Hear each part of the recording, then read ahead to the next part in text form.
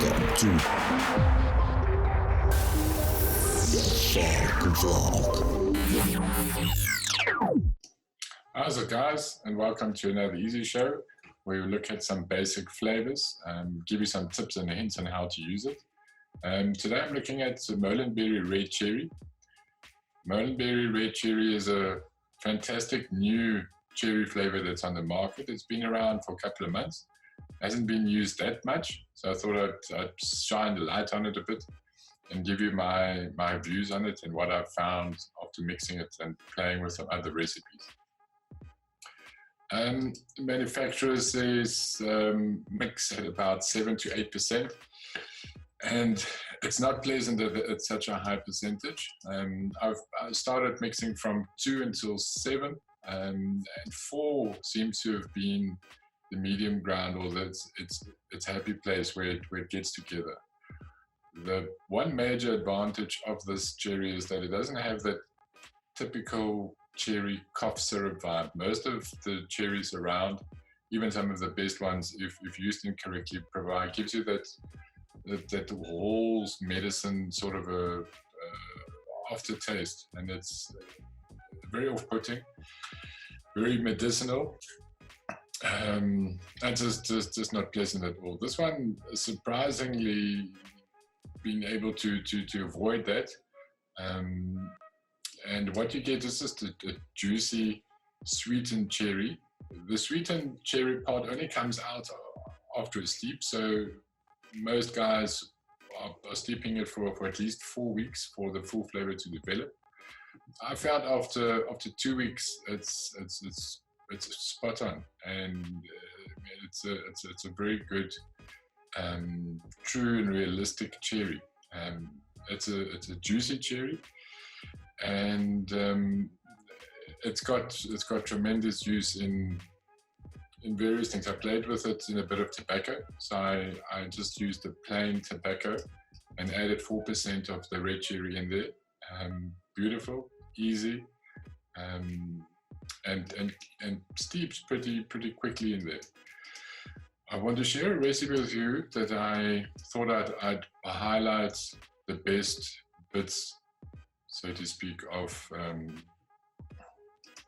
red cherry, and I've called it Pop My Cherry. Pop My Cherry is a traditional sucker, so it's a lollipop. And what I've done is I've incorporated and just boosted the cherry element a little bit. So I've gone for 4% of the Molinberry Red Cherry, but I found that it just needed a little bit of authenticity, and boosted it with a touch of Red cherries. Not to be mistaken for Red Cherry. Red Cherry is another monster. But Red cherries is a very good cherry representation if used correctly and at low percentages. That, and together with a little bit of forest fruit, is to boost the red note, so to speak, the red fruit element of it. That completes sort of our red berry aspect of this lollipop. To provide that little fizz in the middle of the lollipop, I've added fizzy sherbet at 1%, and as a mix, it is pretty spot on a traditional red lollipop. I tried it with a bit of for texture. I added hard candy by Flavor West. Unfortunately, it didn't work out. I also get that horrible hairspray sort of a taste to it, and that concept was kicked out pretty quickly. Some other recipes which worked very well using red cherry. There's a couple on all the flavors. This cheeky cherry limeade, very, very good. So it uses jelly candy, lemon lime soda, lime Tahiti, red cherry super sweet, and a bit of tart cherry.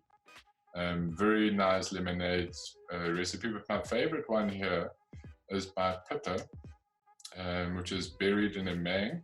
which is a sort of a pavlova, and it's got quite a few red berries in there. But you'll see they used the red cherry quite conservatively at 2 to play nicely with the strawberry red touch, and is the sisha. Very, very good recipe. The binary sunset with combining it with blood orange and jackfruit, very good. So this is all red by Statch, and another version by Jen Jarvis uses some other ingredients to bring the red cherry into focus. And you'll see lots of combinations with it using juicy strawberry. So very, very good berry. It's very versatile. It could work in a custard. It could work in a fruit. Adding that little distinctive cherry note to a fruit salad type recipe. Tobaccos, as I mentioned, work very well. And I think it definitely has put Molinberry's fruit that has been lacking a few bangers back on the map. Give it a go, play with it. Let us know what you think of red cherry in the comments. And thanks for watching. Thanks, guys.